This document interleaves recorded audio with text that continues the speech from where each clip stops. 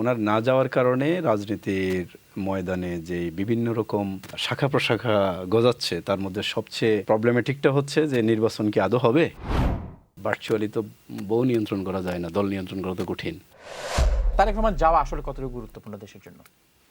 ধন্যবাদ। আসলে আমি হয়তো জাজমেন্ট নিয়ে আরো কিছু অবজারভেশন দেওয়ার অবশ্যই আমি আপনাদের দুজনের সাথে কথা বলবো। তো অফকোর্স উনি বাংলাদেশের একজন বর্তমানে প্রধান রাজনৈতিক দল বিএনপির সম্মানিত de facto chairman. Priya Exclusives winter sale is now on. তার বাংলাদেশে যাওয়াটা অবশ্যই প্রয়োজন এবং আমরা ফিল করি উনি বাংলাদেশে যাবেন। আমি ব্যক্তিগতভাবে বিশ্বাস করি উনি বাংলাদেশে যাবেন। তবে ওনার না যাওয়ার কারণে রাজনীতির ময়দানে যে বিভিন্ন রকম শাখা প্রশাখা গজাচ্ছে তার মধ্যে সবচেয়ে প্রবলেমেটিকটা হচ্ছে যে নির্বাচন কি আদৌ হবে। ওনার উপস্থিতিটা হয়তো এই সংখ্যাটাকে আরও একটু মিনিমাইজ করে দেওয়া সম্ভব ছিল। তো এটা ওই ডিউ রেসপেক্ট, এটা আমারও একটা বিগ কোশ্চেন যে আপনারা দেখছেন যে ইভেন বাংলাদেশ স্বাধীন হওয়া 1971-এ ঠিক ইমিডিয়েট পরপরেই কিন্তু 16ই ডিসেম্বর বাংলাদেশ স্বাধীন হয়েছে এবং 10ই জানুয়ারি শেখ মুজিবুর রহমান বাংলাদেশ প্রত্যাবর্তন করেছেন এখান থেকে। তো আমরা এটাকে দ্বিতীয় স্বাধীনতা বলি জুলাইকে। এবং আমার পার্সোনাল উপলব্ধি হচ্ছে যে বাংলাদেশ 71 সালে স্বাধীন হয়েছে ভৌগোলিকভাবে, কিন্তু আমরা আসলে প্রকৃত স্বাধীনতা পাইনি।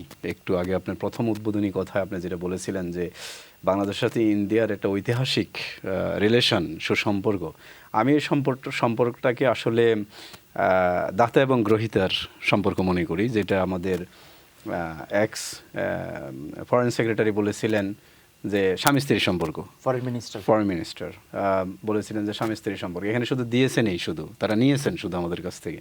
এবং শেখ হাসিনা নিজেই বলেছেন যে আমি ইন্ডিয়াকে যা দিয়েছি সারা জীবন ইন্ডিয়া সেটা মনে রাখবে।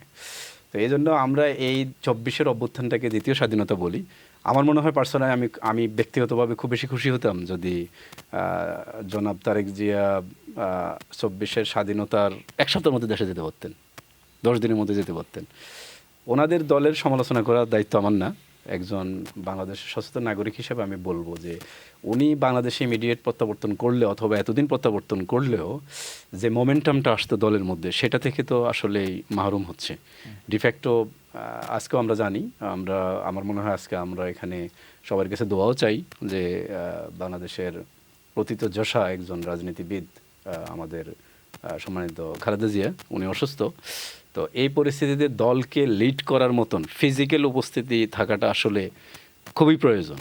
তো মাঝে মাঝে হাস্যরসক কথাবার্তা হয় আপনার আজকের সোশ্যাল মিডিয়ার জগতে যে ভার্চুয়ালি তো বউ নিয়ন্ত্রণ করা যায় না, দল নিয়ন্ত্রণ করা তো কঠিন। তো সেই ক্ষেত্রে আমার মনে হয় যে তারেক জিয়া দেশে গেলে যেটা হতো যে দল অনেক প্রাণ পেত এবং যে বিশৃঙ্খলাগুলো তৈরি হচ্ছে এগুলো আরও অনেক কঠিনভাবে উনি নিয়ন্ত্রণ করতে পারতেন। আমার প্রত্যাশা তারেক জিয়া যাবেন দেশে এবং খুব শীঘ্রই যাবেন, আর ওনাদের বক্তব্য সঠিক সময়ে যাবেন।